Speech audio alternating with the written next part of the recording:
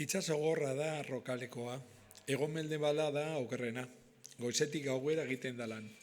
Baina badaude bestelako tarteak ere. Pakok kontatu zuen behin hanka utzita iritsi zala herrira. Esan baina lan istripua izan, portua egin zuten Irlandan, tripulazioak futbolean egin zuen Irlandako gazteen kontra.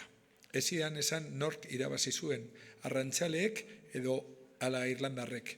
Ezen gogoratzen, hanka utzita itzuli zela, hori bai. Ondo jarrita dagoen barkuak egiten du arrantza gehien. Barkua ondo sartua egon behar da itsasoan. Sendo, horregatik pisua izatea importantea da. Zenbat eta pisu gehiago, orduen eta arrantza handiagoa. Branka gorago badu popa baino, edo alderantziz, ez dago arrantzarik. Pertsonak ere alaxe, pauso sendoa izan behar du pertsonak. Baita barkuak ere. Bestelaz dago arrantzarik. Horize Leonek esandakoa. Idazten ari naizen liburua hartu nuen gomutan. Segurtasun behar da idazteko. Beldurrik eza. Beldurra baduzu, ez zoa sekula itsasora. Zirrara eragin zidan nola bukatu zen elkarrizketa.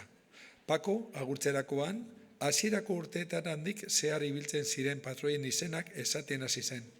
Futbol talde bateko alineazioa balitz bezala, gerra batera elkarrekin joandako soldaduan balira bezala. Banan esan zituen izenak. Justo Larrinaga, Jose Uribe, Agustín Agirre Mazkorta, León Ituarte, Paco Uranga, Joaquín Urquiza, Luis Mari Zelaya, Luciano Paz. Antze egon ginen.